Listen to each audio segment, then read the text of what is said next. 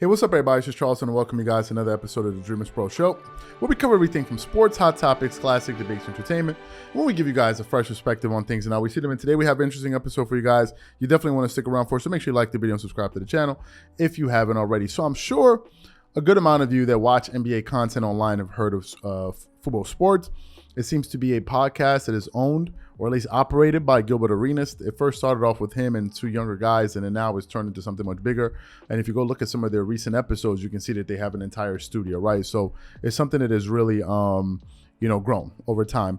And they just recently interviewed a former NBA player in Vernon Maxwell, who was best known for his playing days in the NBA. He spent about 10 years. I mean, he played longer than 10 years, but he spent about 10 years with two teams, playing with two teams. That's the San Antonio Spurs. He spent five years with them.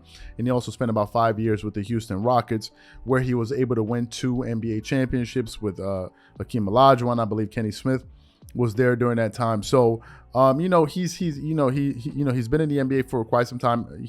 He was in the NBA for quite some time, and he has a lot of experience, and and I'm sure he has a lot of great stories. So during his interview with Gilbert Arenas on Football Sports, he started to talk about what it was like to play against Michael Jordan. And he's a very funny guy, Vernon Maxwell. He's actually quite hilarious. I don't know exactly where he's. From. I can check right now, but he seems to be okay. He's from. He went to high school in Gainesville, Florida, and he was okay. So he's from Florida. So I didn't know that's how they sounded. I thought he was, he was from somewhere else. But he's from Gainesville, Florida, and he's hilarious, right? But anyway. During the interview, he was talking about what it was like to play against Michael Jordan. And as he was speaking, he ended up segueing into some recent comments that Ja Morant had to make about Michael Jordan. But before we get into this, his comment, this video is brought to you by our sponsor, Aura, who's also the official sponsor of the Minnesota Timberwolves. Do you know what the fastest growing crime in America is today? It's identity theft. Imagine trying to log into your email only to see that your password has been changed. Then you start getting weird notifications from your bank and credit cards, only to find out that all of your personal and sensitive information has been totally compromised. If you think it can happen to you and your family, just know that in 2020, over 49 million Americans were victims to identity theft, costing them a combined $56 billion. That is why we are excited to partner with Aura, who's the sponsor of this video. Aura is the #1 identity theft and financial fraud protection. Aura monitors the dark web and alerts you if any of your passwords and accounts have been breached. And funny enough, after using Aura, I discovered some of my credentials were floating around in the dark web, and the app showed me exactly when and where the breach happened. In addition, Aura allows you to set spending alerts, and they'll notify you of any suspicious transactions. Aura is 4 times faster than any of its competitors in alerting you if someone is trying to open a credit card or obtain a loan using your name. And remember this, every 14 seconds, someone becomes a victim of identity fraud. Don't let it happen to you. Now click the link in the description and try Aura for free for 2 weeks and see if any of you or your family's personal information has been compromised. Start your free trial at aura.com/dreamerspro. And when you try Aura, by using the link in the description below, also know that you're supporting this channel. Thank you. So what we want to do is we want to play what Ja Morant originally had to say about potentially hypothetically playing against Michael Jordan. And then we're going to play Vernon Maxwell's response to what Ja Morant had to say to give this thing more context. So take a listen to what he had to say here, and then we're going to come back and react to it. I wish I played in his generation, though. Yeah. You wish you would have played in his generation? Yeah. Why? I heard he was like just how he, go about the game, just that mindset he had. Mm-hmm. I would like to, play against him. So. Yeah. This time you're not saying, I would have cooked her. I would have cooked him, too. You would have cooked Michael Jordan? Man, nobody got more confidence than 12. No, that's what you're supposed to say. I get it. As you should. Yeah. I'm never going to go and say nobody going to beat me in one-on-one or anything. Yeah. I don't care what it is, what sport it is, soccer, who the best player in soccer. Come on, we can play. Who would y'all say best player? What, Ronaldo? Neymar? Messi? Messi, yeah. You coming from Messi? I want to be the goalie. And matter of fact, somebody set it up. Man. Set up you and Messi. Yeah, for sure. You know how hard that is, though, right?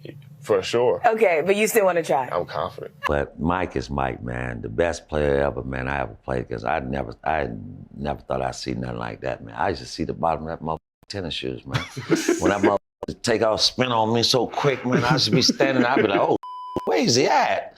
That motherfucker be, boom, I was like, oh, Lord. I just try to run back my head there, because everybody like, ooh. He come up behind you, you know, Michael, he's some funny type. Gonna run up behind you, hit you on your ass like that. Man, don't put your hands on me. You're on a different jersey, man. You don't touch a different jersey. That's what he do to you, man. But Mike, man, is the best, man. I mean, all these kids talk a lot of job. You know, I love you and your daddy. Hey, man, stop, man. You ain't want them problems, bro. I'm just telling you, dog. I'm looking at all these damn cameras at these boys. You don't want them problems, bro. Every single. Look, as a young hooper, right? We can only judge our talent. Right. So we cold. Yeah, right? We cold. Yeah. And you know, if you listen to Jamal Crawford, you got his ass busted by MJ trying. Everybody.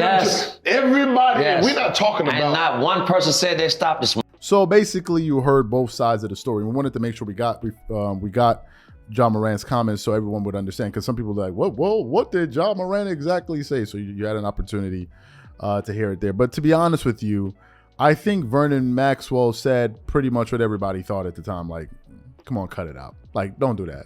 Like, don't do that. Like, I think when everyone heard that originally, we all thought that same thing, right? We all thought that same thing. And I don't think what Ja Morant said about playing against Michael Jordan or wanting to play against him, or but MJ wouldn't be able to stop him or whatever. I don't think it has anything to do with confidence. I think it has everything to do with unawareness. That's what I think it is. I think it has nothing to do with confidence.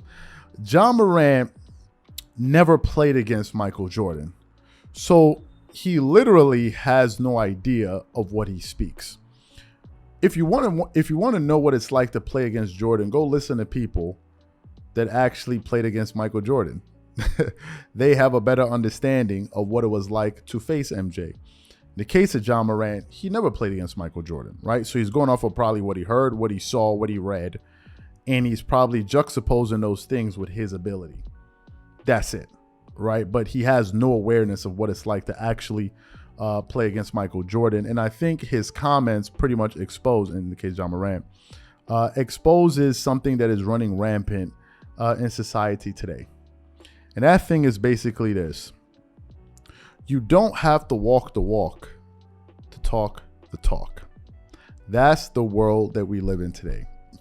Some of the most confident people in society today that you will meet are people that have done absolutely nothing. Believe it or not. It may sound counterintuitive. Like, really? People that haven't really accomplished anything are very confident? Yes. That's the world that we live in today. Some of the most arrogant people you will ever meet have done nothing to warrant their arrogance. In this world, this is what I'm noticing. In this world, it's not about being the part. It's all about looking the part. And if you can look the part and you can convince enough people, you've essentially made it. That's really the world that we're living in today, right? That's the world we're living in today. And it's gotten to a point where things have regressed so bad that instead of men calling this type of behavior out, what they do is they make excuses for it. That's what they do. They say, oh, you know how it is. You know how these young guys are. Oh, nah, bro, that's just confident. You know how these dudes be. They just super. The older guys, the older dudes that are supposed to be calling out this type of behavior, these are dudes in their mid-late 30s, early 40s, guys in their 50s. They're not calling it out no more because they themselves now acting like the young guys. It's crazy. You have older dudes trying to be young guys, and you have young guys acting like older dudes are irrelevant. That's really the world that we live in today. It's called self-delusion. That's all it is.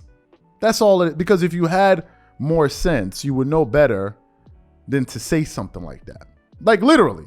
But because now it's become common practice where people are allowed to say these type of things and just pretty much get away with it because we know the older guys are going to make excuses for it. And in fact, in that audio, you hear Gilbert Arenas getting ready to make an excuse for it. Oh, well, you know how guys are. That's the problem, right? That's the reason we find ourselves in this type of in this type of situation. It just shows you, it just shows the level of immaturity and the level of self-delusion.